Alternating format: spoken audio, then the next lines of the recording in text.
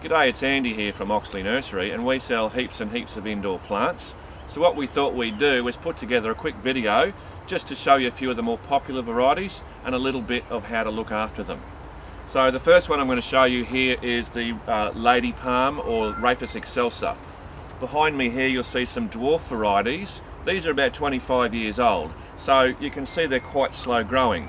The Rhapis excelsa that I have here in my hand in this 200ml pot will actually grow probably twice the size of that, but certainly not in any hurry. Now the best things about these is they rejuvenate quite well once they've had their time indoors, because not all plants will last indoors forever. Is they rejuvenate well, so you can either pot them up, put them somewhere shady, or plant them into the garden. So that's Rhapis excelsa, Rhapis excelsa dwarf, and here you'll see also I've got a Rhapis excelsa variegated form. These are quite unusual. These all originate from Japan and have pretty bizarre names like Zuiko Nishiki, Kinpo Nishiki, that sort of thing. We've got heaps of them here too. Probably the most trendy plant getting around at the moment is this one here. This is Ficus lyrata, or Fiddle Leaf Fig. Now it's got a beautiful large leaf, lovely glossy shine on it. Will really fill a corner well, as you can see. A nice beautiful full plant like this. Look great indoors or excellent on a veranda. Two things you probably need to know about this one is most people overwater it. We'll talk a bit more about that later. Secondly is it is a fig, so really not recommended for planting outdoors, way too big for your average backyard. This little beauty here is Chamodoria Sfritsi, which is related to the parlour palm. All the Chamodoria genus are very good indoors. This one in particular, because as you can see it's nice and upright, so it will sit quite well in a corner or in a tight spot. The other real advantage to this one is that once it's had its time indoors, it's excellent in the garden and surprisingly can handle quite a bit of sunlight. Strelitzia nicolai, beautiful large leafed indoor plant known as the giant bird of paradise.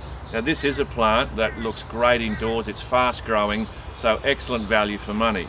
Downside is we really don't recommend planting this one outdoors. It can get quite large and quite sappy and messy over time. If you're wanting something like this planted outdoors, we'd certainly be recommending you a heliconia. But for an indoor plant, fantastic. One of the most popular indoor plants that you will have seen around is a spathiphyllum, or Madonna lily, or peace lily. These are an excellent plant because they can handle a little bit of overwatering or underwatering. So really probably as long lasting as any plant indoors, and of course lovely beautiful big leaves, and they'll also flower with a nice big white flower that sits up about here indoors as well. Another similar one worth looking at is the Philodendron Rojo Congo. Now if you're wanting to get some colour indoors, this is a pretty good choice. A lot of other plants sold as indoor plants with a bit of colour really don't last as long.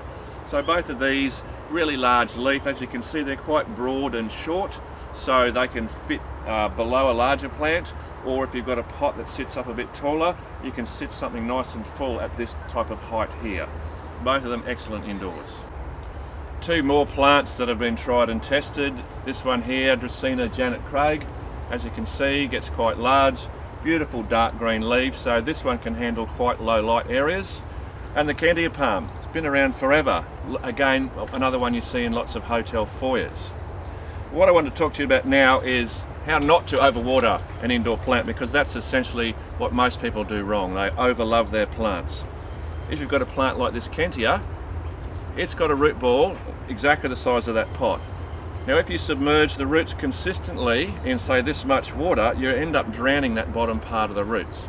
And what it'll look like on top of the plant is every tip will start to go brown, just a little bit and then a lot, and ultimately you can invite in a fungal disease and the ultimate demise of the plant. So how to avoid doing that? There's a couple of things to consider. One is that if you're putting it in a pot, you put some gravel in the bottom of that decorative pot so that it holds some moisture underneath, and you don't need to keep the roots submerged for so long. That's one way. Another way is to actually pot the plant up. So if you put this in a larger pot, there'll be soil underneath that root ball, and that'll prevent those roots from being drowned, and the roots can then decide where they want to grow to. You also will have to water the plant a lot less because it'll have a lot more moisture around than it's used to.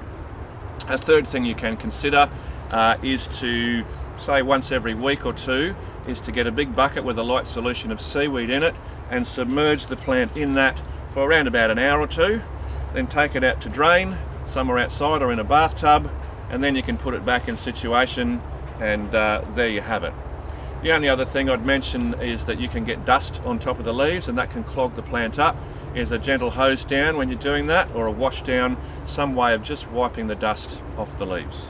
That's it for this little video. There's lots more indoor plants we could talk to you about, but why don't you drop down to Oxley Nursery. There's heaps to see, and we're open every day 8 AM till 4 PM. See you soon.